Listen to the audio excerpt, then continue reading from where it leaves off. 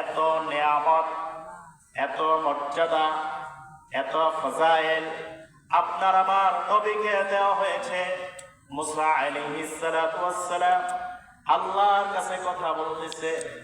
আল্লাহ রাব্বুল আলামিন একদিন বলে, হে মুসা, তুমি ঈমান আনো মুহাম্মাদের উপরে, বনে ইসরাইলের যুগে, তখন আমার নবীর জন্ম হয় নাই। ঈমান আনতে বললেন, হে মুসা, তুমি মুহাম্মাদের উপর ঈমান আনো। মুসা আলাইহিস সালাম বললেন, হু ইজ মুহাম্মদ? কে? আমি তো চিনি নাই, তো নাম শুনলাম। মুসা আলাইহিস সালাম আল্লাহর সাথে সরাসরি কথা বলতেন, যার নাম আছে কালিমুল্লাহ। মুসা নবী আল্লাহকে জিজ্ঞাসা করতেছে, আল্লাহ আপনি একটু আমাকে সেই পরিচয়টা করাইয়া দেন, আপনি যার উপরে ঈমান আনতে বলেন সে কে, আমাকে একটু পরিচয় করাইয়া দেন। রব্বুল আলামিন পরিচয় করাইয়া দিলেন, রে মুসা, যে শেষ নবীর উপরে আমি তোমাকে ঈমান আনতে বললাম তিনি কোন সাধারণ নবী নয়। তার ফাজাইল, তার পদমর্যাদা শূন্য পড়ে শুধুমাত্র তার উম্মতের পদমর্যাদা একটু শোনো, তাহলে তার মর্যাদা তোমরা চিনবা। সুবহানাল্লাহ। শুধু উম্মতের পদমর্যাদা কি পরিমাণ আমি আল্লাহ বাড়ায়া দিলাম, এইটা যদি তোমার কাছে বলি তাহলে তুমি মাপি নিতে পারবা শেষ নবীর মর্যাদা কত পরিমাণে। মুসা আলাইহিস সালাম আল্লাহকে ডাক দিয়ে বললেন, হে আল্লাহ, শেষ নবীর উম্মতের কি পদমর্যাদা আছে একটু আমাকে বলে দেন। আল্লাহ রাব্বুল আলামিন মুসা আলাইহিস সালাতু ওয়াস সালামকে ডাক দিয়ে বললেন, হে মুসা, শেষ নবীর উম্মতের পদমর্যাদা এত বেশি থাকবে, কিয়ামতের ময়দান যখন আমি আল্লাহ কায়েম করব তখন 120টা কাতার আমি আল্লাহ 1,24,000 পয়গম্বর, সমস্ত নবীদের পয়গম্বরদের উম্মতদেরকে আমি এক কাতারে শামিল করব। 1 কাতার, 2 কাতার, 3 কাতার, এরকম 1 নয় 2 নয় 120টা কাতার হবে। আমরা যেমন নামাজে কাতার দেই, এরকম কিয়ামতের ময়দানে কাতার দেওয়া হবে।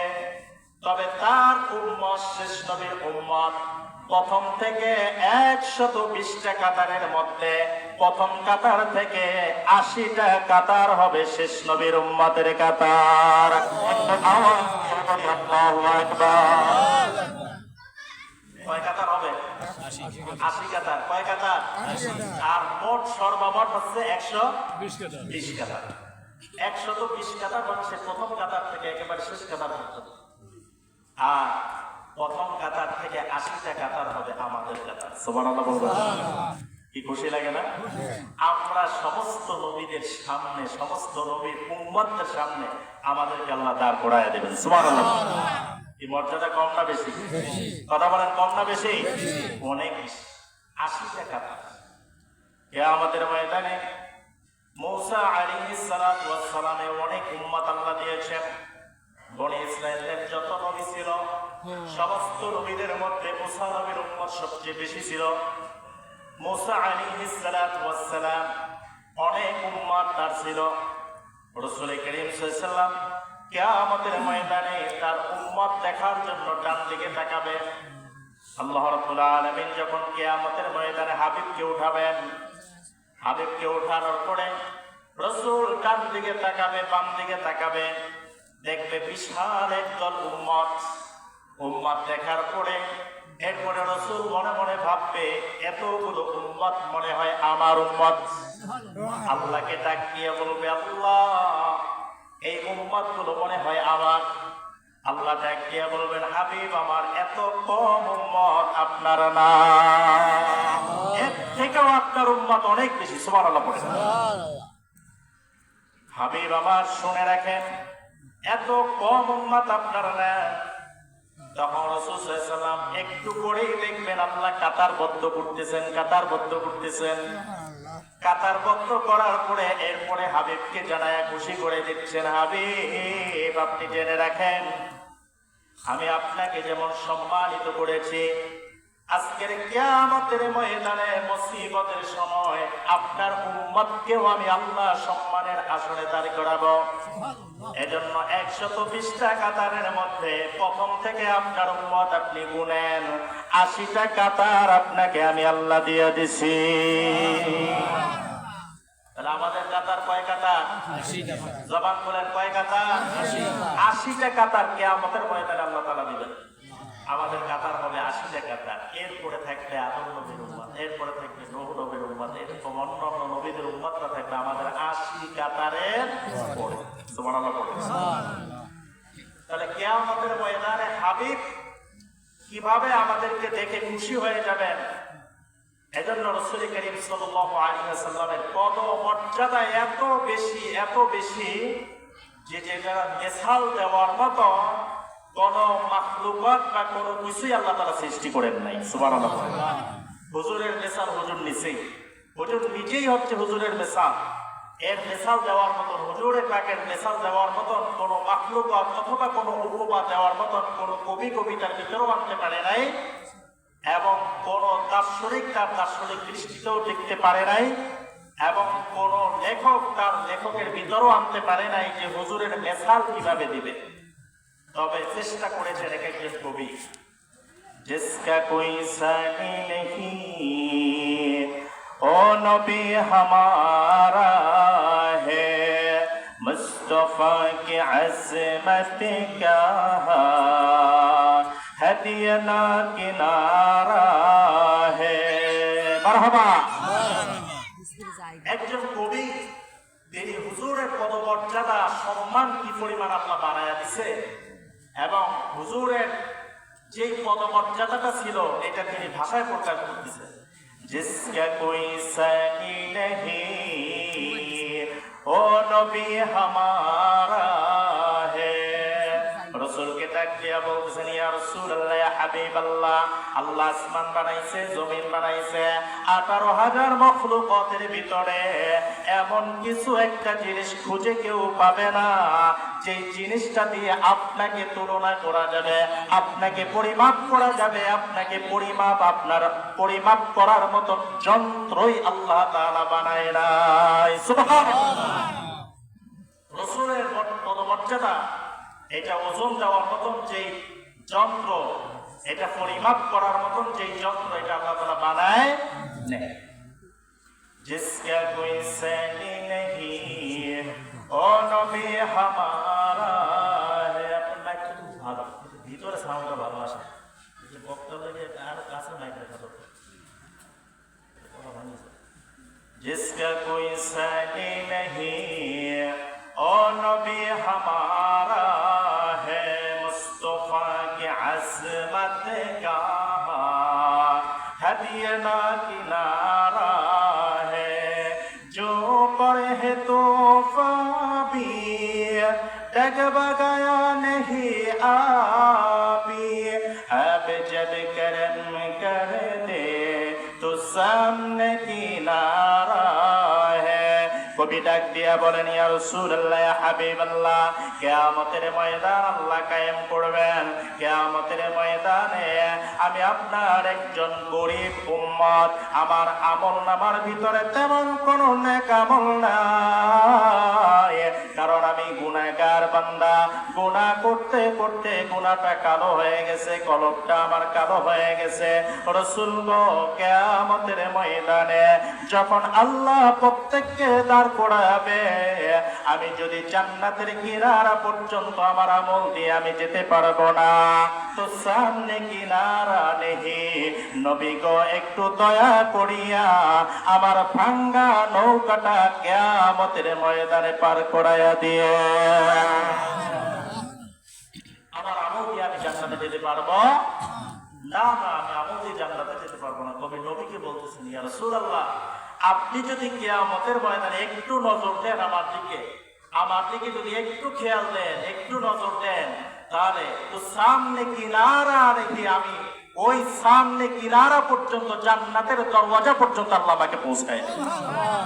যদি একটু নজর আমাকে দেন, সামনে কিনারা হে, আমি একেবারে জান্নাতের কিনারা পর্যন্ত পৌঁছে যাব।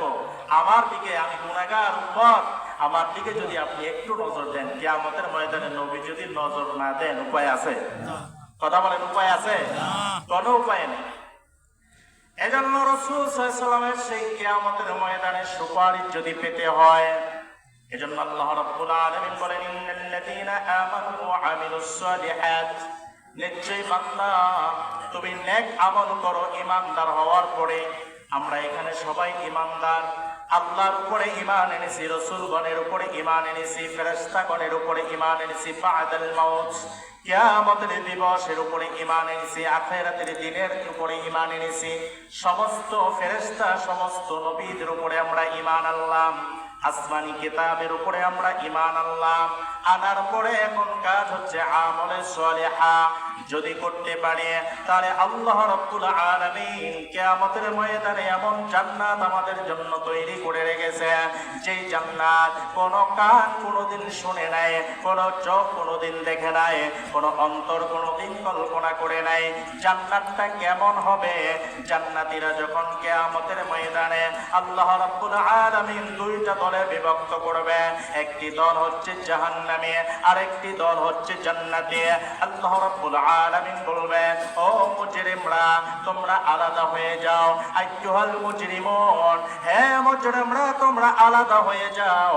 আজকের এই কঠিন মুসিবতের দিবসে জান্নাতীদের সাথে তোমরা দাঁড়াতে পারবে না, আলাদা হয়ে যাও, আলাদা হয়ে যাও। ইমামে আজম আবু হানিফা রাহমাতুল্লাহি আলাইহি ইশারের নামাজের পরে 2 রাকাত নফল নামাজের নিয়ত করে আল্লাহু আকবার বলে হাত বাঁধলেন। হাত বাঁধার পরে এরপরে সানা পড়লেন, এরপরে সানা পড়ার পরে সূরাতুল ফাতিহা পাঠ করলেন। সূরাতুল ফাতিহা পাঠ করার পরে ইয়াসিন সূরা শুরু করে দিলেন। ওয়ান্তাজুল ইয়াউমা আইয়ুহাল মুজরিমুন, এই আয়াত ইমামে আজম তেলাওয়াত করতেছে, নামাজের ভিতরে তেলাওয়াত করতেছে, আয়াত ওভারটেক করতে পারতেছে না। আয়াতের অর্থ হচ্ছে কিয়ামতের ময়দানে আল্লাহ রাব্বুল আলামিন হুঙ্কার দিয়ে বলবেন, ও মুজরিমরা আলাদা হয়ে যাও, জান্নাতীরা আলাদা হয়ে যাও, জাহান্নামীরা আলাদা হয়ে যাও, দুটি দলে বিভক্ত হয়ে যাও। ফারিকুম ফিল জান্নাতি ওয়া ফারিকুম ফিস সাইর, জান্নাতীরা জান্নাতের দিকে আলাদা হয়ে যাও, আর জাহান্নামীরা তোমরা আমার জান্নাতীদের সাথে দলবদ্ধ হয়ে দাঁড়াতে পারবে না। ইমামে আজম নামাজের ভিতরে দু চোখের পানি ছেড়ে দিলেন, দাড়ি মোবারক ভিজাবুক ভিজতেছে, এরকম আয়াত ওভারটেক করতে পারতেছে না। আয়াত করতেছে, বারবার করতেছে, অন্তাজুল ইয়াউমা আইয়ুহাল মুজরিমুন। আর কিয়ামতের মাঠের অবস্থানটা তার কল্পনার ভিতরে নিয়ে আসলেন। কিয়ামতের ময়দানে আমি ইমাম আবু হানিফাকে আল্লাহ রাব্বুল আলামিন যখন আলাদা হয়ে যেতে বলবে, আমি কি জান্নাতীদের দলে থাকব নাকি আমি জাহান্নামীদের দলভুক্ত হয়ে যাব, এই টেনশনের ভিতরে রাত শেষ হয়ে গেছে, রাত শেষ হয়ে গেল, আয়াত ওভারটেক করতে পারলেন না। ওদিকে মুয়াজ্জিন আজান দিয়ে বলতেছে, আসসালাতু খায়রুম মিনান নাওম। ফজরের রক্ত শুরু হয়ে গেল। ইমামে আজম রুকু করলেন, সিজদা করলেন, সালাম ফিরায়া নামাজ শেষ করলেন। শুধু একটা আয়াতের দিকে, অর্থের দিকে খেয়াল করার কারণে সারাটা রাত চলে গেল কিয়ামতের ভয়াবহের কথা স্মরণ করিয়া।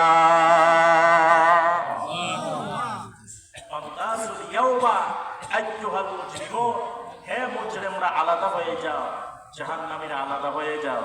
সেদিন আমার অবস্থা কি হবে, আপনার অবস্থা কি হবে, আমি কোন দলে থাকবো? আমি যেদিন, আল্লাহ যেদিন এই নোটিশটা জারি করে দিবেন, আল্লাহ যেদিন বলবেন মুজরিমরা আলাদা হয়ে যাও, আমি কি সেদিন গুনাহগারের ভিতরে পড়বো নাকি জান্নাতীদের দলে থাকবো? কেউ যদি একটু খেয়াল করে যে আল্লাহ কিয়ামতের ময়দানটা কেমন হবে, আমি যে সেদিন কিয়ামতের ময়দানে আমার অবস্থাটা কেমন হবে, আমি কোন দলভুক্ত হয়ে যাব? যদি জাহান্নামীদের দলভুক্ত হয়ে যায় তাহলে তো আমার অবস্থানটা জাহান্নামের দিকে চলে যাবে। কথা বলেন ঠিক কিনা?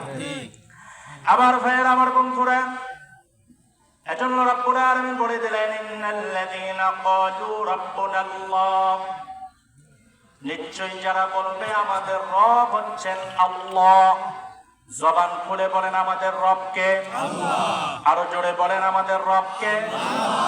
ইন্নাল্লাযীনা ক্বালু রাব্বুনাল্লাহ সুম্মা ইসতাকামু তাতানাজ্জালু আলাইহিমুল মালাঈকাতু।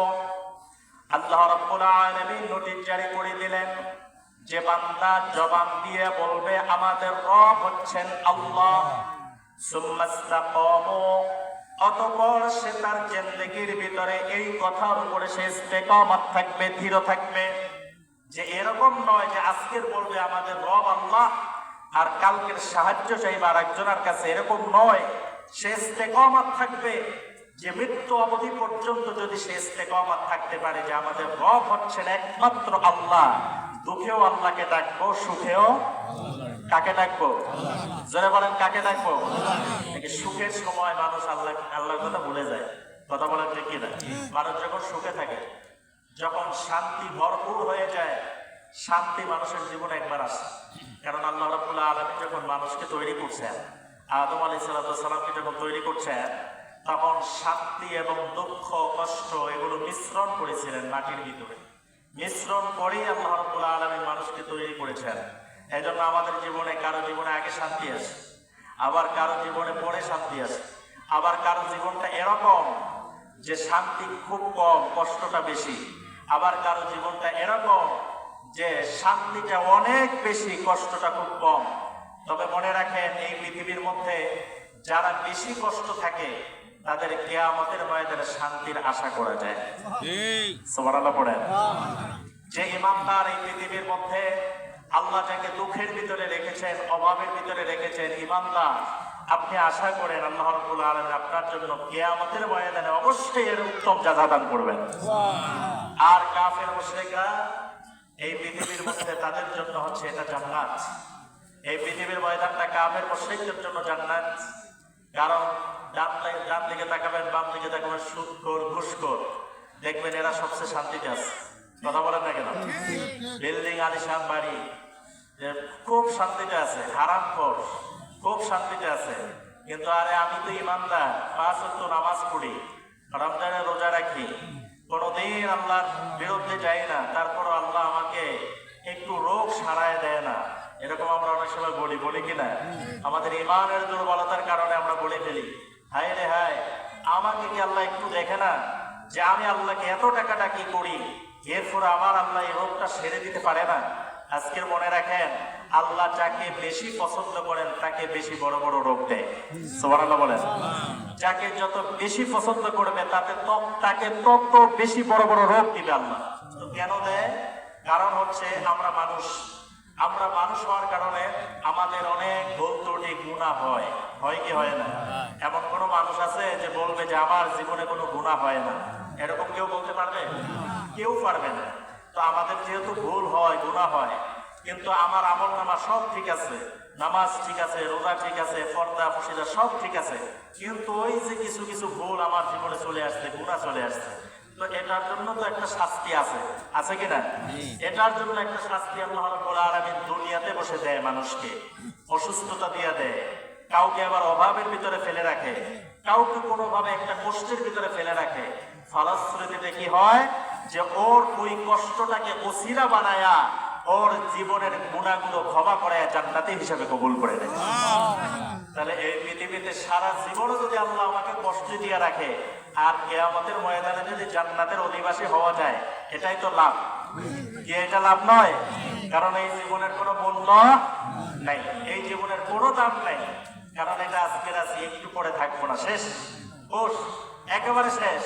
মানুষরা 2-1 দিনের দেরি করতে পারবে, 1 দিন, সর্বোচ্চ 1.5 দিন, এরপর আপনাকে কবরে রাখবে, এর বেশি কেউ দেরি করবে না। কথা বলেন না কেন? কিন্তু রব্বুল আলামিন বলেন, ও পৃথিবীর মানুষরা, তোমরা পরকালের জিন্দেগিটার জন্য কামাই করো।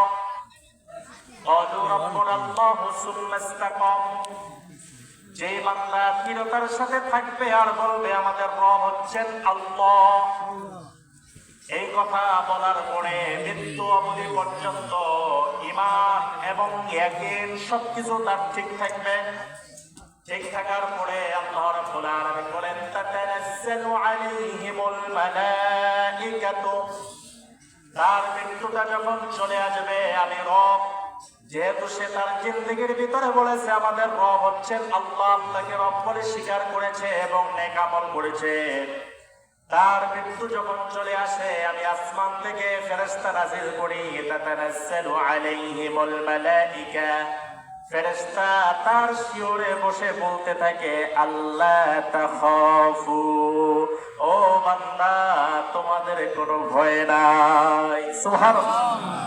আল্লাহ তাখাফু ওয়ালা তাহজানু, ভয়ের কোনো কারণ নাই, চিন্তাও করিও না। কোন কোন রিওয়ায়াতে এসেছে ফেরেশতা যখন এই কথা বলে তখন জান্নাতের একটা পিকচার এই বান্দার চোখের সামনে ধরে রাখে। ও বান্দা তুমি চিন্তা করিও না, ভয় করিও না, কারণ তুমি তো 5 ওয়াক্ত নামাজ পড়েছো, তুমি তো রোজা রেখেছো, তুমি তো হজ করেছো, তুমি তো পর্দা করেছো, কষ্ট করেছো, অনেক কষ্ট করে আল্লাহকে আল্লাহ বলে স্বীকার করেছো। এই দুনিয়ার জিন্দেগির সমস্ত আরাম আয়েশগুলি ত্যাগ করিয়া তুমি আখিরাতের জিন্দেগির নেক আমল করেছো। ভয় করিও না, ভয় পেও না। আল্লাহ তাখাফু ওয়ালা তাহজানু, এবং তুমি কোনো চিন্তাও করিও না। তোমার সাথে কেউ যাবে না, স্ত্রীও যাবে না, সন্তানও যাবে না, মা বাবা যাবে না, কেউ তোমার সাথী হবে না, একাই তোমার সফর শুরু হবে। ওয়ালা তাহজানু, টেনশন করিও না, আমরা আছি। সুবহানাল্লাহ। আমরা তোমার খেদমতের জন্য থাকব। ওয়ালা তাহজানু, সুতরাং তুমি টেনশন না কইরা ওয়া আবশিরু বিল জান্নাহ, এরপরে ফেরেশতারা জান্নাতের সুসংবাদ দেয়। তোমার চক্ষু দুইটা বন্ধ হতে দেরি হবে, আল্লাহ জান্নাতের মেহমান বানাইতে তোমার দেরি করবে না। তাহলে যারা কষ্ট করে নেক আমল করে, নেক আমল করতে ভাই অনেক কষ্ট, অনেক কষ্ট না? অনেক কষ্ট। আপনি মনে করেন যে নামাজ পড়ে না, এ ভাই কষ্ট হয় আপনাদের? তো ওঠা বসা করেন, একটু সামনে আসা, সামনে ফাঁকা জায়গাটা পূরণ করেন, একটু জিগির করেন লা ইলাহা ইল্লাল্লাহ। সামনে চলেন, সামনে চলে আসুন।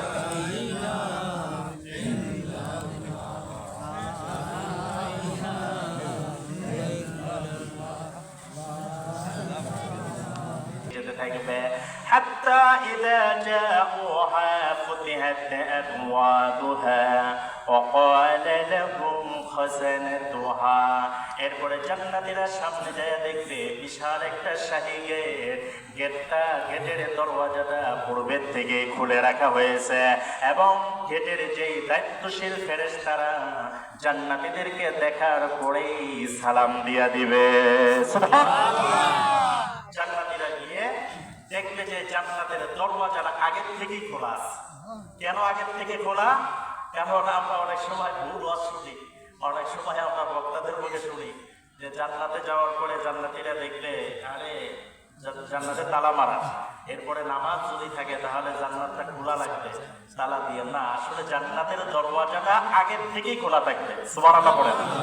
আগের থেকে কি থাকবে? খোলা থাকবে। وقال لهم خزنتها سلام عليكم طبتم فادخلوها خالدين, দায়িত্বশীল ফেরেশতারা জান্নাতীদেরকে সালাম দিবেন, হালান সালাম জানাবে। এরপরে বলবে তোমরা যে কষ্ট করে নামাজি হয়েছে, তোমরা দুনিয়ার মধ্যে বসে কষ্ট করে নেক আমল করেছো, এই জন্য আল্লাহ তোমাদের পাওনাটা তোমাদেরকে আল্লাহ দিয়া দিয়েছেন। তোমরা এমন জান্নাত পেয়েছো যেই জান্নাতে ঢুকবা দ্বিতীয়বার আর বের হওয়া লাগবে না। সুবহানাল্লাহ।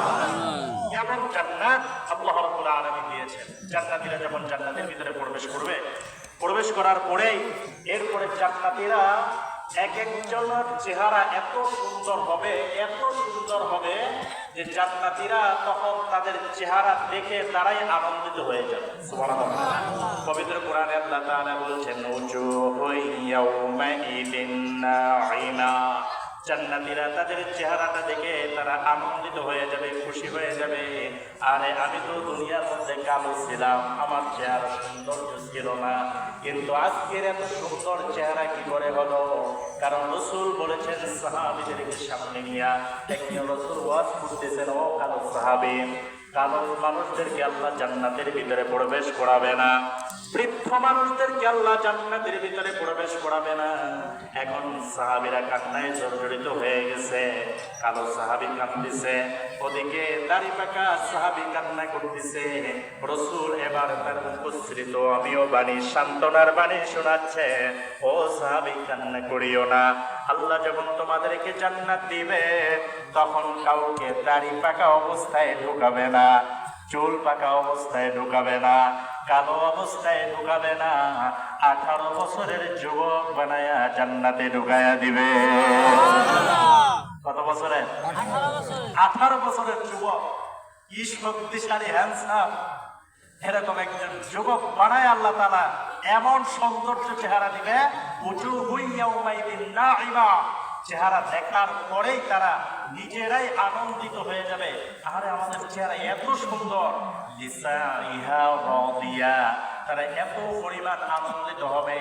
কারণ তাদের এই আনন্দ হওয়ার পিছনে একটাই কারণ, দুনিয়ার মধ্যে বসে তারা অনেক কষ্ট করেছে। লা তাসমাউ ফিহা লাগিয়া, আল্লাহ রাব্বুল আলামিন বলেন জান্নাতীরা জান্নাতের গেট ওভার করার পরে যখনই প্রবেশ করবে, এরপরে অনর্থক কোনো কথা তাদের কানের ভিতরে প্রবেশ হবে না। কারণ দুনিয়াতে বসে আপনি এই বাড়িতে বক্স বাজায়, আপনি ঘরে বসে মন না চাইলেও শোনা লাগে, কথা বলেন নাকি? আপনার মন চায় না, তারপর শোনা লাগে, কিছু করার থাকে না, বিয়ে বাড়ি বক্স বাজছে, আপনি না চাইলে অনর্থক কথা, অনর্থক গান বাজনা বাদ্য সব কিছু আপনার কানের ভিতরে চলে আসতেছে। রাস্তা দিয়ে গাড়িতে হাঁটতেছেন বা চলতেছেন, এমন সময় দোকানে বক্স বাজতেছে, ধুম ধুম ধুম ধুম করে বক্স বাজতেছে, আপনার শুনতে মন চায় না, তারপরেও কানের ভিতরে ঢুকে কি ঢুকে না? কিন্তু রব্বুল আলামিন বলে দিলেন লিসাইহা রাদিয়া লা তাসমাউ ফিহা লাগিয়া, যখনই জান্নাতের গেটটার ভিতরে ঢুকবে অনর্থক কোনো কথা সে অপছন্দ করে, এমন কোনো কথা তার কানের ভিতরে ঢুকবে না। সুবহানাল্লাহ পড়েন। এরপরে রব্বুল আলামিন বলেন ফি জান্নাতিন আলিয়া, কিছু কিছু জান্নাতীদেরকে আল্লাহ রব্বুল আলামিন হাই লেভেলের জান্নাত দিবে, সুউচ্চ মাকামের জান্নাত দিবে। কারণ যার আমল তেমন, যার আমল যেমন তার স্থানটাও পদমর্যাদাটাও তেমন। এজন্য কিয়ামতের ময়দানে জান্নাতীদের ভিতরে আবার স্তর থাকবে, যে কেউ পাবে ছোট জান্নাত, কেউ পাবে মিডিয়াম জান্নাত, আবার কেউ পাবে হাই লেভেলের জান্নাত। রাসূল বলেন যে ব্যক্তি ছোট জান্নাতটি পাবে তাও এই দুনিয়ার সমান 10টা দুনিয়া, 10 দুনিয়া সমান একটা জান্নাত। যিনি ছোট জান্নাতটা পাবে, তাহলে যিনি বড় জান্নাত পাবে তার কোনো হিসাব আছে? কথা বলে না, কোনো হিসাব আছে? রব্বুল আলামিন বলেন ফিহা আইনুন জারিয়া, কেমন জান্নাত বান্দা তোমাকে দিব, জান্নাতের নিচের দিকে যখন তুমি তাকাবে গ্লাসিক সিস্টেম। আজকে দুবাই বলেন উন্নত রাষ্ট্রের দিকে এমন এমন হোটেল বানিয়েছে, সমুদ্রের উপরে হোটেল, গ্লাস সিস্টেম করা, যে সমুদ্রের তলদেশ দিয়ে যে পানি প্রবাহিত হয় আপনার রেস্টুরেন্টে বসে সেটা দেখা যায়, পানি লাগবে না, মাছ দেখা যায়, নিচের দিকে তাকায় চেয়ারে বসে বসে সে দেখবে সমুদ্রের মাছ উপভোগ করবে, এই যে প্রবাহিত হচ্ছে জোয়ার বাতাসে উপভোগ করতেছে, দুনিয়াতে বসে একটা আনন্দ দেয়। কথা বলেন ঠিক কি না? রব্বুল আলামিন বলে দিলেন ও জান্নাতীরা, তুমি যখন জান্নাতের ভিতরে থাকবা তখন তোমার জান্নাতের নিচু দেশ দিয়ে ফিহা আইনুন জারিয়া, এইরকম ঝর্ণা প্রবাহিত হতে থাকবে যেটা তোমার অন্তরটাকে আনন্দিত করবে। সুবহানাল্লাহ। ফিহা সুরুরুম মারফুআ, রব্বুল আলামিন বলেন এরপরে উঁচু উঁচু এরকম আসন থাকবে। ফিহা সুরুরুম মারফুআ, এরকম একটা দুইটা নয়, অনেক সুন্দর সুন্দর বসার মতন আসন থাকবে। জান্নাতীরা সেখানে বসবে, মন চায় এখন এইখানে বসলাম, মন চায় আরেকটু হাই লেভেলের চেয়ার সেখানে বসবে। এরকম একটা দুইটা নয়, অসংখ্য অগণিত চেয়ার থাকবে, অসংখ্য অগণিত বসার আসন থাকবে। যখন মন চাইবে তখন সেখানেই বসবে। এবং বিভিন্ন ধরনের পানপাত্র সাজানো থাকবে, পানপাত্র সাজানো থাকবে, মন চাইলে সে খাবে, মন চাইলে যেটা মন চাইবে সেটাই খাবে। সুবহানাল্লাহ পড়ে। বিভিন্ন ধরনের পানপাত্র সাজানো থাকবে, খাবার পরিবেশন করা থাকবে। জান্নাতীরা মন চাইলে এখানে বসলো, বসার পরে এরপরে মনে করেন পিছনে আবার নরম নরম বালিশ থাকবে। সুবহানাল্লাহ পড়ে। নরম নরম বালিশ থাকবে, এটা আরামদায়ক, এটা আরামদায়ক বালিশ থাকবে। মন চাইবে একটু ক্লান্তি ভাব আসবে, বালিশের সাথে হেলান করবে। এরপরে মন চাইবে যে এখান থেকে শুধু বসে থাকলে তো আর খিদা মিটবে না। কথা বলেন না কেন? ক্ষুধা লাগবে কিনা? জান্নাতেও ক্ষুধা লাগবে। তো ক্ষুধা লাগার পরে কি করবে? এরকম অসংখ্য অগণিত পান পাত্র সাজানো থাকবে, শুধু মন চাইবে পান পাত্র ওখানে আপনার সামনে হাজির হয়ে যাবে।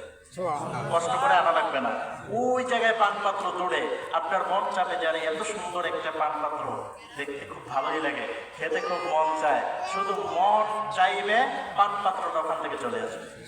সুবহানাল্লাহ বলবেন না?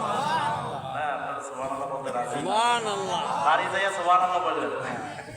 বাড়ি যাই সুবহানাল্লাহ বললে কি হবে? এখানে আপনি সুবহানাল্লাহ বলার ভিতরে একটা বরকত আসবে, কারণ এটা হচ্ছে জান্নাতি পরিবেশ। কথা বলেন না কেন? এটা জান্নাতি পরিবেশ না? রাসূল বলেন দুনিয়ার মধ্যে যেখানে কোরআনের আলোচনা হয়, দ্বীনি আলোচনা হয়, এটা হচ্ছে জান্নাতি পরিবেশ। ওই জান্নাতের পরিবেশে তোমরা যাইবা এবং জান্নাতের ফলগুলো ভক্ষণ করবা। জান্নাতের ফলগুলো কি? তুমি যখন সুবহানাল্লাহ বলবা, এটা জান্নাতে একটা ফল গাছ লাগানো হবে। তুমি যখন আলহামদুলিল্লাহ বলবা, জান্নাতের ভিতরে একটা ফল গাছ লাগানো হবে। তুমি যখন আল্লাহু আকবার বলবা, আল্লাহর নামের জিকির করবা, তখন তোমার এক একবার বলার কারণে একটা ফলের গাছ সেখানে রোপণ করা হয়ে যাবে।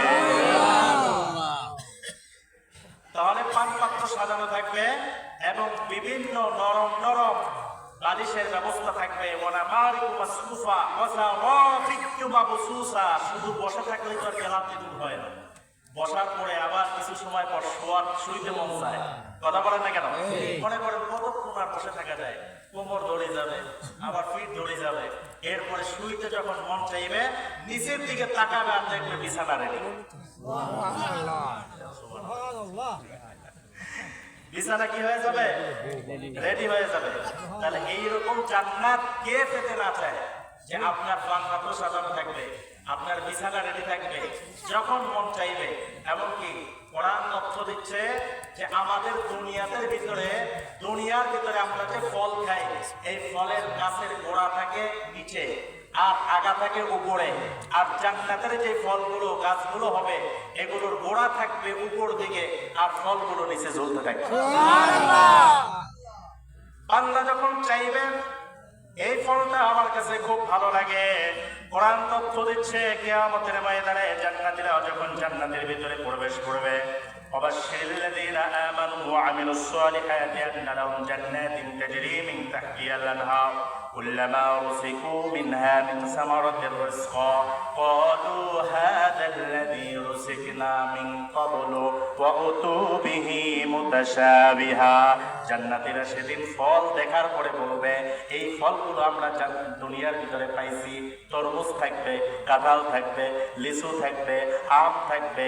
দুনিয়ার জীবনে যেই পরিচিত ফলগুলো সবগুলো আল্লাহ তাআলা সেদিন জান্নাতের ভিতরে দিবেন।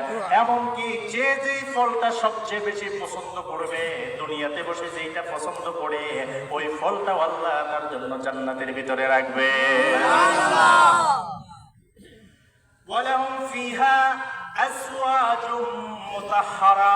এবং আল্লাহ সেদিন কিয়ামতের ময়দানে জান্নাতীদের জন্য আল্লাহ রাব্বুল আলামিন ফুত পবিত্র হুর গিলমান দিবেন, যাতে কোনো কিছুর অভাব না থাকে। ফল খাবে, ফল খাইতে খাইতে, খাবার খাইতে খাইতে যখন পেটটা ভরে যাবে, সাহাবায়ে কেরাম বিশ্বনবীকে জিজ্ঞাসা করলেন, ইয়া রাসূলুল্লাহ, ইয়া হাবিবাল্লাহ, জান্নাতীরা যখন ফলগুলো খাবে, বিভিন্ন আইটেমের খাবার খাবে, খাবারগুলো খাওয়ার পরে যখন তাদের পেটটা ভরে যাবে, এরপরে কি হবে? রাসূল বললেন, পেট ভরে গেলার পরেও এরপরে তার বাথরুমের কোনো ব্যবস্থা হবে না। কারণ জান্নাত এমন একটা পরিবেশ, সেখানে কোনো টয়লেট থাকবে না, কোনো প্রস্রাবখানা থাকবে না। সাহাবায়ে কেরাম বললেন, তাহলে অবস্থাটা কেমন হবে? যখন পেট ভরে যাবে এরপরে তো আর খেতে পারবে না। রাসূল বলেন, ও আমার সাহাবীরা, জান্নাতের ভিতরে কোনো টয়লেট থাকবে না, কিন্তু জান্নাতীরা যখন পেট ভরে যাবে আবার খেতে মন চাইবে, তখন একটা ঢেকুর দিবে, পেট আবার খালি হয়ে যাবে। এমনকি তার শরীরের প্রত্যেকটা লোম থেকে ঘাম বেরিয়ে যাবে, যে ঘামটা দুনিয়ার ঘামের মতন নয়। দুনিয়ার দুর্গন্ধ, ঘামের ভিতরে দুর্গন্ধ আছে, কেউ সহ্য করতে পারে না, কিন্তু জান্নাতীদের প্রত্যেকটা পশমের গোড়ার থেকে যে ঘামটা বের হবে, এই ঘামটা মেশক আম্বরের মতন আল্লাহ ঘেরান বানায়া দিবে। তাহলে ল্যাট্রিন থাকবে না, টয়লেট থাকবে, টয়লেট লাগবে না। কিয়ামতের ময়দানে জান্নাতীরা যখন জান্নাতে প্রবেশ করবে, পেট ভরে যাবে, আর এই যে ঘামের মাধ্যমে আল্লাহ তাআলা হজম শক্তি বাড়ায় দেবেন। সুবহানাল্লাহ। এরপরে জান্নাতীরা কিয়ামতের ময়দানে যখন জান্নাতের ভিতরে এরকম অনেক নাজ নেয়ামত দেখবে, নাজ নেয়ামত দেখার পরে এরপরে জান্নাতীরা আল্লাহ রাব্বুল আলামিনের একটা সালাম শুনবে, আসসালামু আলাইকুম ইয়া আহলাল জান্নাহ। ডান দিকে তাকাবে, কাউকে দেখা যায় না, বাম দিকে তাকাবে, কাউকে দেখা যায় না, সামনে পিছনে উপর সব দিকে শুধু তাকাবে, কাউকে দেখা যায় না। কে এত সুন্দর সুললিত কণ্ঠ দিয়ে সালাম দিল? দুনিয়ার মধ্যে এত সুন্দর সালাম আমরা জীবনে শুনি নাই। সমস্ত জান্নাতীরা সেদিন কে সালাম দিল, সালামদাতাকে এরকম খুঁজতে থাকবে। কিছুক্ষণ খোঁজার পরে রব্বুল আলামিন আওয়াজ দিবেন, ভয়েস দিবেন জান্নাতীদেরকে, ও জান্নাতীরা, এই সালাম আর কেউ দেয় নাই, এই সালাম হচ্ছে তোমাদের রবের সালাম। আল্লাহ সেদিন জান্নাতীদেরকে সালাম দিবে। জান্নাতীরা সেদিন সালাম পেয়ে মুগ্ধ হয়ে যাবে, কিন্তু রবকে এখনো দেখে নাই, শুধু সালাম শুনছে। সালাম শোনার পরে রবকে দেখার জন্য উদ্গ্রীব হয়ে যাবে, শুধু মন চাইবে রবকে দেখার জন্য। এরপরে আল্লাহ রাব্বুল আলামিন, হাল ওয়াজাদতুম মা ওয়া'আদা রাব্বুকুম হাক্কা, ও জান্নাতীরা, আমি যা যা ওয়াদা করেছিলাম এই ওয়াদা মোতাবেক তোমরা কি সমস্ত নেয়ামতগুলি পেয়েছো? একদল জান্নাতীরা বলবে আল্লাহ পাইছি, আর একদল জান্নাতীরা বলবে না আল্লাহ পাই নাই। যেই দল জান্নাতীরা বলবে আল্লাহ সব নিয়ামত পাই নাই, তারা হচ্ছেন আলেম ওলামা। সুবহানাল্লাহ। সাধারণ মানুষ সবাই বলবে হ্যাঁ আল্লাহ আপনি যত ওয়াদা করেছিলেন সব নিয়ামত আমরা পেয়ে গেছি, কিন্তু আলেমরা বলবেন না আল্লাহ সব নিয়ামত পাই নাই। কারণ হাদিসের ভিতরে দুনিয়াতে বসে পড়েছে, তুমি আমাদেরকে দর্শন দিবা, তুমি আমাদের সামনে সামনে চলে আসবা, এইটা তো এখনো চলে আসো নাই, তাহলে আমরা আসল নিয়ামত এখন পর্যন্ত পাই নাই, এখনো নিয়ামত বাকি। আল্লাহ রাব্বুল আলামিন বলবেন ঠিক আছে আমি তোমাদেরকে দর্শন দিচ্ছি। তিনি তার জালালিয়াত, তার নূরের যে জালালিয়াতটা এক মুহূর্তের জন্য একটু দেবেন, কিন্তু সমস্ত জান্নাতীরা বেহুশ হয়ে পড়ে যাবে, কেউ সহ্য করতে পারবে না। এরপরে আল্লাহ তাদেরকে আবার জাগ্রত করবেন, জাগ্রত করে বলবেন, ও জান্নাতীরা, বুঝেছি তোমরা আমার এই নূর সহ্য করতে পারবে না, তাহলে তোমাদেরকে যেই নূর কামারের, যেমন চন্দ্রের দিকে আমরা তাকাতে পারি, সূর্যের দিকে তাকাতে পারি না, সূর্য হচ্ছে জালালিয়াত নূর আর চন্দ্র হচ্ছে জামালি নূর, আমি আমার জামালি নূরের চেহারাটা তোমাদেরকে দেখাবো। তবে আজকের নয়, একদিন তোমাদেরকে দাওয়াত দেওয়া হবে একটা মাহফিলে, ওই মাহফিলের সামনাসামনি আমিও তোমাদেরকে দেখবো, তোমরাও আমাদেরকে দেখবা, আমাকে দেখবা। বিশ্বনবীর দরবারে সাহাবায়ে কেরাম, হুজুর বললেন, ও সাহাবীরা, পূর্ণিমা রাতে আকাশের দিকে তাকাও। হুজুর যেদিন এই কথাটা বলতেছেন সেদিন পূর্ণিমা রাতটা ছিল, আকাশের দিকে তাকাও। সাহাবীরা আকাশের দিকে তাকালেন, হুজুর জিজ্ঞাসা করলেন আকাশের দিকে কি দেখতে পাও? সাহাবীরা বললেন, ইয়া রাসূলুল্লাহ, ইয়া হাবিবাল্লাহ, আকাশের দিকে আমরা পরিপূর্ণ চাঁদ দেখতে পাই। হুজুর জিজ্ঞাসা করলেন, এই চাঁদ দেখতে কি তোমাদের কোনো ভিড়াভিড়ি ঠেলাঠেলি এরকম কিছু সমস্যা হয়নি? সাহাবীরা বললেন, হুজুর না, আমাদের কোনো সমস্যা হয় না, যে যেখান থেকে মন চায় সেখান থেকে চাঁদ দেখতে পারে, কোনো ভিড়াভিড়ি লাগে না, সিরিয়াল ধরা লাগে না। হুজুর বললেন, কিয়ামতের ময়দানে তোমরা যখন জান্নাতে প্রবেশ করবা, আল্লাহ তোমাদের সামনে এমন ভাবে প্রকাশ হবেন, সেদিন আল্লাহকে, রবকে দেখার জন্য কোনো ভিড়াভিড়ি লাগবে না। আজকের যেমন তোমরা চাঁদটা দেখতে পাও, কোনো কষ্ট হয় না, সিরিয়াল ধরা লাগে না দেখার জন্য, জান্নাতের ভিতরে আল্লাহকে যেদিন, আল্লাহ যেদিন তোমাদেরকে দেখা দিবে, সেদিনে কোনো সিরিয়াল লাগবে না। সুবহানাল্লাহ পড়ে। আল্লাহ রাব্বুল আলামিন একদিন দাওয়াত দিবেন, এরকম ওয়াজ হবে। আমরা যেমন দুনিয়ার মধ্যে ওয়াজ হয়, মাইকিং হয়, পোস্টার হয়, ওই রকম ফেরেশতারা মাইকিং করবে, পোস্টার করবে যে অমুক দিন আল্লাহ রাব্বুল আলামিন মাহফিল, সেই মাহফিলে সমস্ত জান্নাতীদেরকে দাওয়াত। সুবহানাল্লাহ।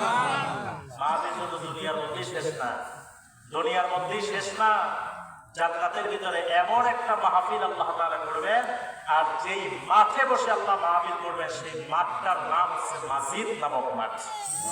কি মাঠ? মাসজিদ। মাসজিদ কোরআনুল কারীমের সূরা কফের ভিতরে এসেছে মাসজিদ নামক মাঠ।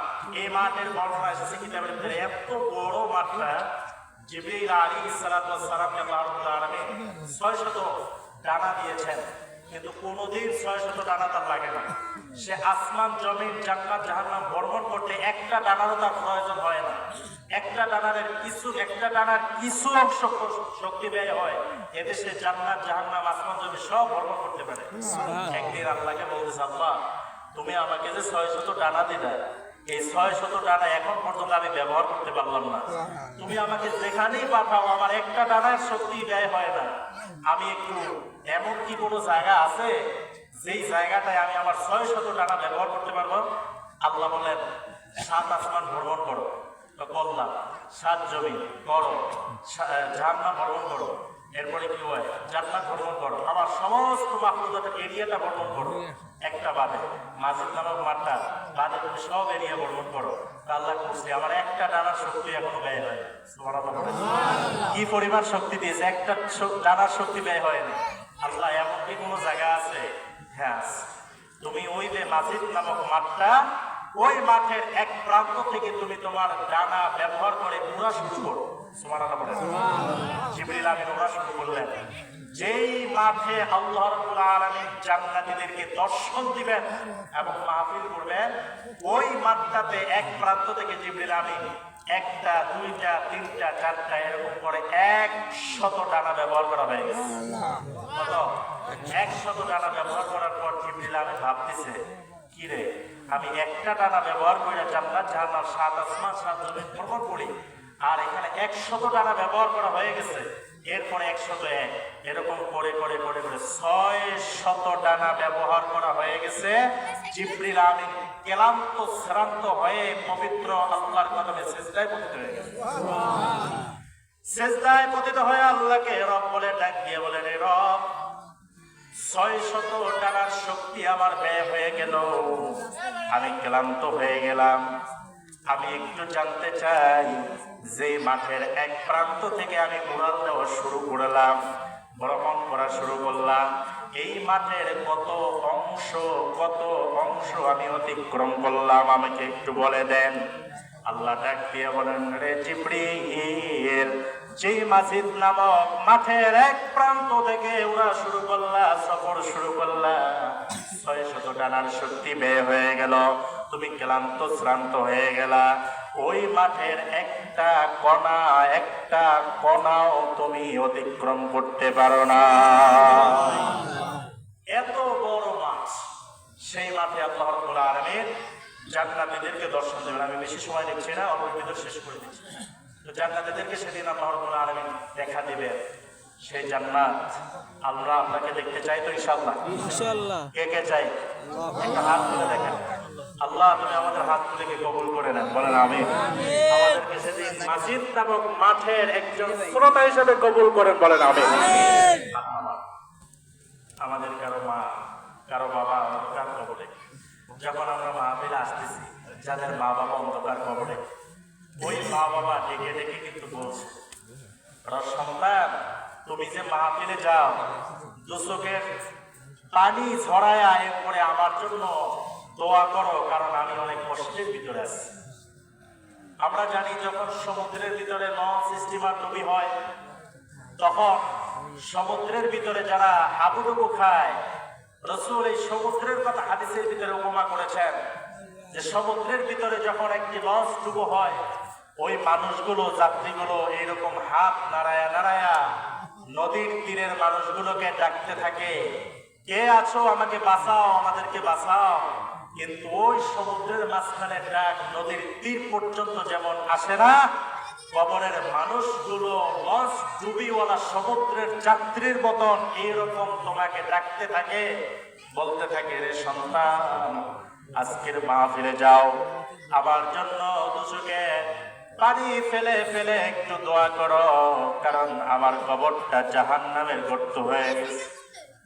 আমি তোমার জন্য দুনিয়াতে বসে যা আবদার করেছো সব পূরণ করলাম, জমি রেখে আসলাম, টাকা পয়সা রেখে আসলাম, ঘর বাড়ি তোমাদের জন্য নির্মাণ করে রেখে আসলাম, সব কিছু তোমাদেরকে দিয়ে আসলাম, একা খালি হাতে কবরে চলে আসলাম রে সন্তান।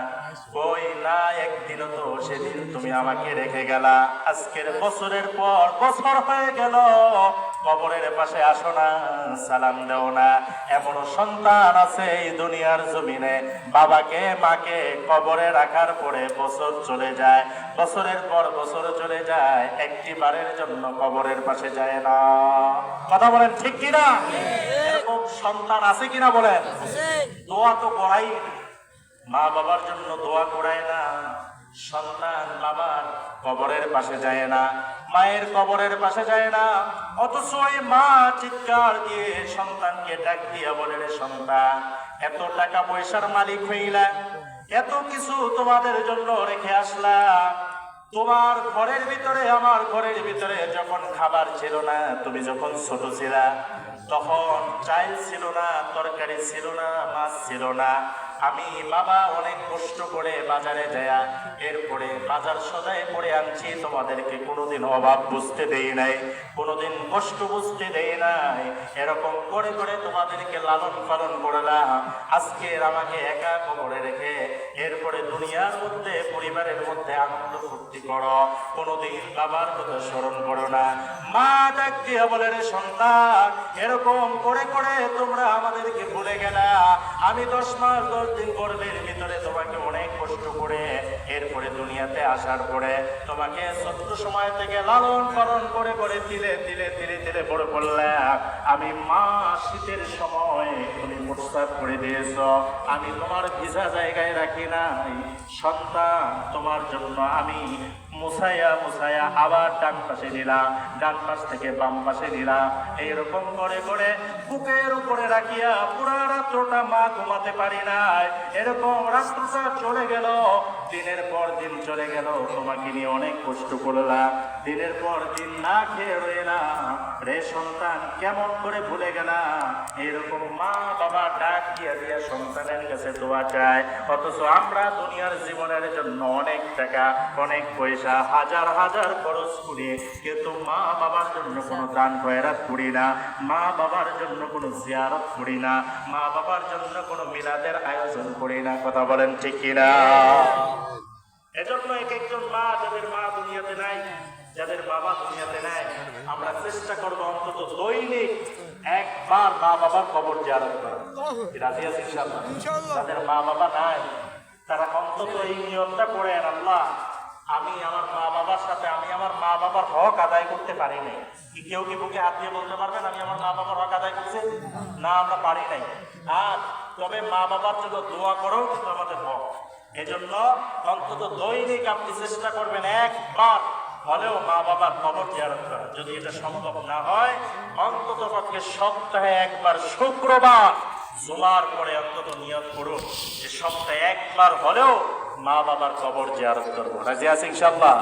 আল্লাহ তাআলা কবুল করেন, বলেন আমিন। আল্লাহ তাআলা এই মাহফিলকে কবুল করেন, বলেন আমিন। আল্লাহ এই মাহফিলের সার্বিক কল্যাণ কামনা করে, বলেন আমিন। আমাদের আজকের এই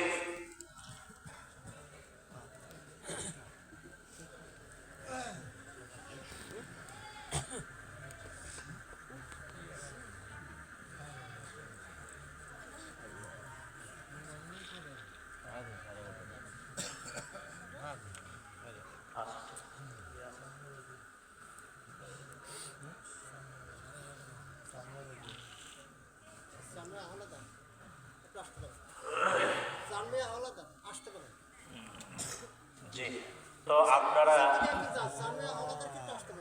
আমাদের এই প্রতি বছর এই মাহফিলটা হোক, আমরা কি চাই? ইনশাআল্লাহ। সবাই বলে না আমরা চাই? ইনশাআল্লাহ। মনে রাখবেন, এলাকায় মাহফিল হওয়া এটা একটা বড় নেয়ামত। আজকে আপনি খুশি হলেও হতে পারেন, নাও হতে পারেন, কিন্তু আজকের সবচেয়ে বেশি খুশি যারা, তারা হচ্ছে কবরে। ঠিক কিনা বলেন? যারা আজকে কবরে, তারা কি পরিমাণ খুশি এটা আপনাকে আমি দেখাতে পারবো না, কারণ আমরা কোরআন হাদিস পড়ে যতটুকু পাই যে তারা অনেক খুশি। তো তারা এরকম মাঝে মাঝে খুশি থাকুক, প্রতি বছর এরকম একটা সময় আসুক। প্রতি বছর আমরা যদি এই মাহফিল ধরে রাখি, আপনারা যদি এই মাহফিল ধরে রাখেন, আপনাদের পরবর্তী প্রজন্মরা এই মাহফিল ধরে রাখে, ঠিক কিনা বলেন? আর যদি এরকম হয় যে 1 বছর মাহফিল হয়েছে 3 বছর হয় না, তাহলে আপনাদের পরবর্তী যে প্রজন্ম যারা ছেলে সন্তানরা আসবে তারাও এই মাহফিল মোটেও করবে না, ঠিক কিনা বলেন? আর প্রজন্ম যদি দেখে যে না, আমার বাবারা আমার দাদারা তারা এই মাহফিল কোনোদিন মিস করে নেয়, ছোট করে হলেও প্রতি বছর এই মাহফিল করেছে, যদি এরকম করতে পারেন আপনারা মারা যাবেন, তো আপনাদের এই দোয়ার দরওয়াজা কখনো বন্ধ হবে না, ঠিক কিনা বলেন? এজন্য এই মাহফিল আমরা ইনশাআল্লাহ প্রতি বছর যেন মাহফিল হয়, এজন্য সবাই সজাগ থাকবেন, সবাই এদিকে খেয়াল রাখবেন। খরচের একটা বিষয় আছে, সবাই আপনারা এই মাহফিলের দিকে খেয়াল রাখবেন। শেষ হয়ে গেছে, এখন আসা 11:30 বাজে।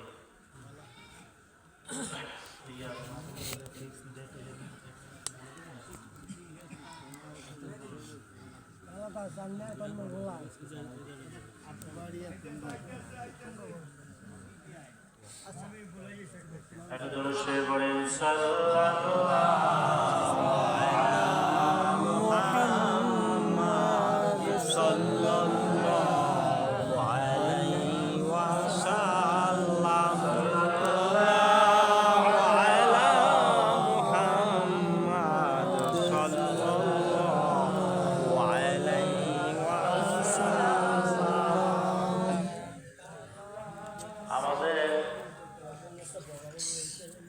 আমরা ইনশাআল্লাহ প্রতি ওয়াক্ত নামাজ পড়তে রাজি আছি ইনশাআল্লাহ। নামাজটা যদি আমরা ঠিক করতে পারি, পরবর্তী আমলগুলো আল্লাহ ঠিক করে দেবেন। আপনাদের এই যে মসজিদে মুসল্লি নাকি পাওয়াই যায় না, বিশেষ করে শুক্রবারে মুসল্লি হয়ে লাভ নাই। শুক্রবারের মুসল্লি হই আমরা, এটা ঠিক না। আমাদের প্রত্যেক ওয়াক্তে অন্তত মসজিদে যাওয়া উচিত, ঠিক কিনা বলেন? এজন্য আমরা ইনশাআল্লাহ চেষ্টা করব এই মসজিদ আবাদ করার জন্য। আপনারা প্রতি ওয়াক্তে গিয়ে ইনশাআল্লাহ অন্তত ফজরে পারেন নাই জোহরে করে প্রতি ওয়াক্তে অন্তত একদিন অন্তত 2-1 ওয়াক্ত হলেও আপনি গিয়ে মসজিদের জামাতে নামাজ আদায় করবেন। রাজি আছেন ইনশাআল্লাহ? আপনি যদি মসজিদে যাওয়ার এরকম আসা যাওয়ার অভ্যাস থাকে, আপনার সন্তান আপনার কাছ থেকে শিখবে। আর আপনি যদি বাড়িতে বসে নামাজ অভ্যাস করেন আর যদি নাই করেন, আপনার সন্তান আপনার থেকে ভালো কিছু শিখবে না, দোয়ার পর্যন্ত বন্ধ হয়ে যাবে। এবং শুক্রবার ইনশাআল্লাহ আপনারা আগে যাবেন প্রতিদিন খতিব সাহেবের বক্তব্য শোনার জন্য, আমাদের দিনই পরিবর্তন করার জন্য। 18 সালে আপনাদের এলাকায় ছিলাম, মনে আছে আপনাদের? হ্যাঁ, 1 বছর মাহফিল করে গেছিলাম। আসলে আমি থাকি চাঁদপুরে, তো মাইক্রোফোনে আসা মাইক্রোফোনে বলতে শুধু এই মাহফিলের জন্যই আমি অনেকদিন আগে জানিয়া ভাই আমাদের ফোনে বলতেছিলাম যে হুজুর এই মাহফিল এরকম করতে চাই, কিভাবে কি করলে ভালো হয়। তো আমি কিরকম জানি ফোনের মধ্যে বলে দিচ্ছে হ্যাঁ ইনশাআল্লাহ আসবো। এই আসমনে বই আটকে গেছি, আসবো বলছি, এখন কি আর না করার সুযোগ আছে? এই অজা ঠিক রাখার জন্য সেই চাঁদপুর থেকে অনেক জার্নি করে এরপর আসবো, আবার এই মাহফিলে করে চলে যাবে। তো এই জন্য আপনাদের কাছে দোয়া চাই, আল্লাহ রাব্বুল আলামিন যেন আমাদের সবার পরিবারকে কবুল করেন, বলেন আমিন। আর অনেক মহব্বত করে আমাকে, তো ওনাদের সাথে একটু দেখা সাক্ষাৎ হয়ে গেছে।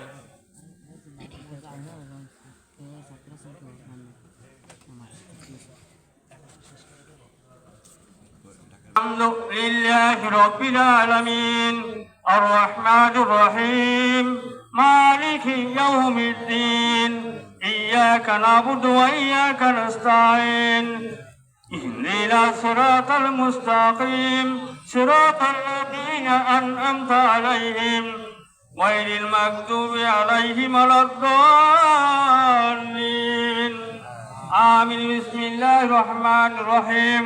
ما كان محمد أبا أحد من رجالكم ولكن رسول الله وخاتم النبيين وكان الله بكل شيء عليما. إن الله ملائكته يصلون على النبي يا أيها الذين آمنوا صلوا عليه وسلموا تسليما. اللهم صل على سيدنا সবাই মোহাম্মদের সাথে বলেন اللهم صل على سيدنا ونبينا وشفيعنا وحبيبنا ومولانا محمد صلى الله عليه وعلى آله وصحابه وبارك وسلم. اللهم صل على سيدنا ونبينا وشفيعنا وحبيبنا ومولانا محمد صلى الله عليه وعلى آله وصحابه وبارك وسلم. بلغ العلا بكماله كشف الدجى بجماله حسنت جميع خصاله صلوا عليه وآله. আমরা সকলের দ্বারা একটু সালাম দিই। ইয়া নাবী সালামু আলাইকা, ইয়া রাসূল সালামু আলাইকা, ইয়া হাবিব সালামু আলাইকা, সালাতুল্লাহ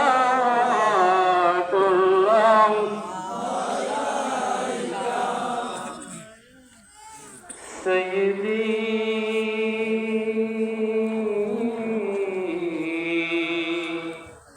يا رسول الله উম্মতের দরদি নবীজি আমার ইয়া হাবিবাল্লাহ দয়াল নবী গো ইধরায় আসিয়া কাদিলেন উম্মতি উম্মতি বলিয়া, এখনো কাঁদেন শুয়ে ওই সোনার মদিনা। ইয়া নবী সালামু আলাইকা, ইয়া রাসূল সালামু আলাইকা, ইয়া হাবিব সালামু আলাইকা, সালাওয়াতুল্লাহ আলাইকা। সাইয়্যিদি ইয়া রাসূলুল্লাহ উম্মতের কান্ডারি নবীজি আমার ইয়া হাবিবাল্লাহ মদিনার অলি গলিতে মন যে চায় ছুটিয়া যাইতে, এমনে বাধা মানে না নিয়ে যান সোনার মদিনা। ইয়া নবী সালামু আলাইকা, ইয়া রাসূল সালামু আলাইকা, ইয়া হাবিব সালামু আলাইকা, সালাওয়াতুল্লাহ আলাইকা। তালাল বদরু আলাইনা মিন সানিয়াতিল বিদাই, وجب الشكر علينا ما دعا لله داعي.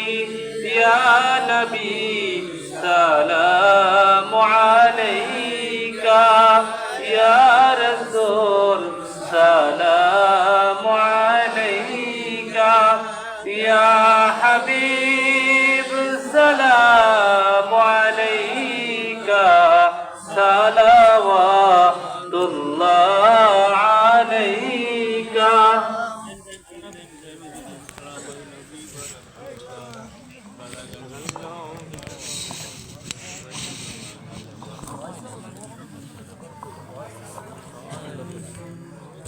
بلغ العلا بكماله كشف الدجى بجماله حسنت جميع خصاله صلوا عليه وآله আমরা সকলে সবার জন্য দোয়া করব বিশেষ করে এই মাহফিলে যারা অংশগ্রহণ করেছেন টাকা পয়সা দিয়ে আর্থিক সহযোগিতা করেছেন পরামর্শ দিয়ে এবং শ্রম দিয়ে আমরা সবার জন্য দোয়া করবো যারা এই মাহফিলের উদ্যোক্তা আল্লাহ তাআলা যেন প্রত্যেককে এই মাহফিলের জন্য কবুল করে নেন বলেন আমিন এবং আমাদের পর্দার অন্তরালে যারা মা বাবা রয়েছেন আমরা সবার জন্য দোয়া করবো বিশেষ করে আমাদের আপনাদের এই এলাকার অনেক গণ্যমান্য ব্যক্তিবর্গ বেশ কয়েকজন তারা দুনিয়ার থেকে চলে গেছেন বিশেষ করে আমাদের ইমরান ভাই উনি চলে গেছেন মনে পড়ে গেল ওনার কথা মশার পাশে চলে গেছেন এবং যারাই চলে গেছেন এলাকার ভিতর থেকে আল্লাহ যেন তাদের সবাইকে মাফ করে দেবেন আমিন